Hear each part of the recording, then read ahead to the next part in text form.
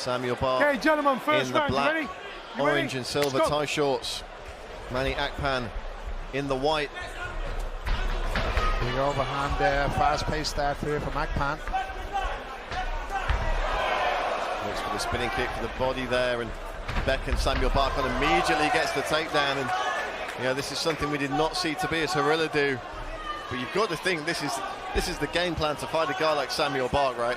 Yeah, I think, look, if you're coming from a gym with your head coaches where Carl Tanswell and Matt Inman, your ground game's got to be on point. So nice single leg takedown, more into a double leg, but nice takedown nonetheless here, and he's in a good position here, Akpan. Be interesting to see now what Bark, if any, ground game, what he has. His feet on the hip and he's creating a bit of space. Nice elbows from the bottom. Akpan does have a submission win on his record, beat Liam Malloy by triangle choke 2.5 years ago on the regional scene here in the UK. Bark seems to be doing everything correct here. He's putting his feet on the hips, he's creating a bit of space, he's doing elbows from the bottom, he's working, he's staying busy, and he's not giving Akpan a second to settle here. You've got to think, you know, a guy who's crossing over into MMA with 70+ Thai fights, he'll be spending a lot of his time working on defensive stuff to get himself back to his feet in a position where he can do damage. Yeah, I think so, yeah. And here he is, nice scramble out, just gave up his back. Didn't quite have the underhook coming up on top. He's in a precarious position now at the minute with Akpan on his back. Not quite. Akpan just has one half hook in here on looks like a back weird half guard. Bark trying here for a takedown. He's in top position. I would like to see him take his head out just from that position there, because there we go. Akpan nearly jumping on the guillotine. And this is where we know Bark is strong, but Akpan currently pushing him up against the cage here. Yeah, I think you can see on the takedowns more so than the ground that he's a bit green, we'll say. He's not looking for the underhooks in the right positions. He's not framing where they should be. He's and on the way back up from half guard, he just didn't have his hands in the right position. That's why Akpan was able to get to his back. Nice takedown here from Akpan. Back again, back to his feet. Both these guys have pretty big weight cuts. Well, Samuel Bark was a little bit concerned about the weight, but made it first time. Akpan came in at over 149 pounds at the first time of asking, but did make the limit within the 2 hours allotted. So interesting to see if that takes anything out of him as the fight wears on. Bark just giving up his back here again. Like I said, he's just not putting his hands in the correct positions, and maybe giving Akpan really nice takedown here from Akpan.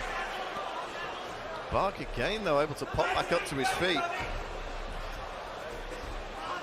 And again seems content nice to wrestle up against the cage with Akpan. Yeah, nice takedown here from Bark. His body lock position and Bark on the back. I didn't expect to see that in this fight. I'd like to see him get a second hook here. Just getting shaken off here by Akpan. Nice back takedown again. Nice knee to the body there from Samuel Bark. Yeah, but look on the far side there. He's looking for a little an arm. What did I call it before? The Dagestani handcuff.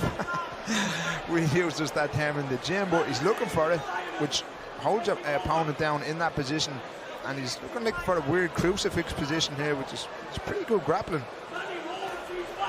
There he's in the, if he can trap the other hand, he's in a crucifix position here. And could be a short night for Akpan. I'd like to see Bark just let off some shots here. Like, there's certainly space to let off shots. Yeah, we know he can generate a lot of power from a short distance. What Akpan doesn't want is for Bark to start firing off those elbows. Yeah, nice full crucifix position here.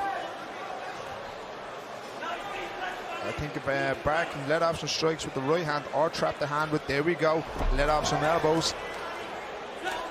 These are big shots through the guard and up through the middle.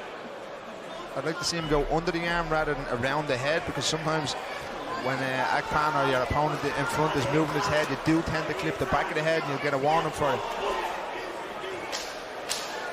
Well, it looks like we're going to see a second round here between Bark and Akpan, and maybe not the kind of round we expected, but a very entertaining first 5 minutes, Paul. I did not expect to see a guy with 70 plus Thai boxing fights go for takedowns and end up on the back in a crucifix position. Second round, you ready? You ready? Let's go. Second round of 3. Samuel Bart coming out, taking the centre of the cage early. Yeah, it looks like Akpan is going to set up that wheel kick again, something big. Nice kick. Heavy kick. Heavy kick from Samuel Bart there. Yeah, and I'd imagine Bart has just got them leg kicks that just feel like a baseball bat coming in. I've sparred Thai boxers before, and they kick differently than just regular MMA fighters. It's same as sparring a boxer. That punches, that kicks just hit different. And Akpan trying to back elbow there. Bart just went underneath that it. wheel kick. Swing and a miss. And it's the basics from Bart though, just chopping away. Akpan though, nice right firing in heavy shots. Bart with a knee, and he gives up the takedown. Of course, that is the danger for the Thai boxers when they're firing those knees up, getting it caught, and having it used as a lever to take you down. That's exactly what we saw there from Akpan. The only thing is, if you're a second too late on that takedown, you're eating a knee to the face. So timing is crucial on this, and Akpan just pulled it off really nice. Nice reversal here, and Bart back on top. Bart looks really big for a featherweight. Up top. And he's working his way back into this crucifix position again. I don't know what Akpan's thinking, putting his arm in that. I think he's thinking he's on an inside single leg, maybe trying to come up to the outside. It just doesn't seem to be coming across here for him. He seems to be trapping himself in this position. Again, Bart trapping that arm. It's going to give him a much clearer shot at the head of Manny Akpan.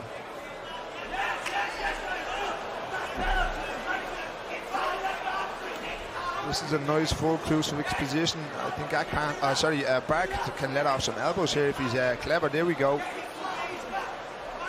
Akpan trying to walk himself around and come out on top here. I think he can use that cage to maybe, it's like a backwards roll he can do to get out of this position, because at the minute Bart has everything locked up really tight. And if Bart got that arm triangle there, and there we go, there's that backwards roll. Reversal from Manny Akpan. And this is why we love watching this guy fight. He's just got so many tricks up his sleeve. I think he heard me say that, Brad. Oh, nice wheel kick again. Bart shrugs it off. Here's those knees. Big knee. He's on it. He's on it. Big knee to the body. Leon taking a close look at this one. Akpan trying to find his way in on a takedown. That's it. And it's over. Very nice. Unbelievable, or should I say, unbelievable. Ladies and gentlemen, after 2 rounds of mixed martial arts action, your referee, Mr. Leon Roberts, calls a stop to this contest after 2 minutes and 50 seconds of round 2, declaring your winner by way of TKO in the blue corner, Samuel Decker.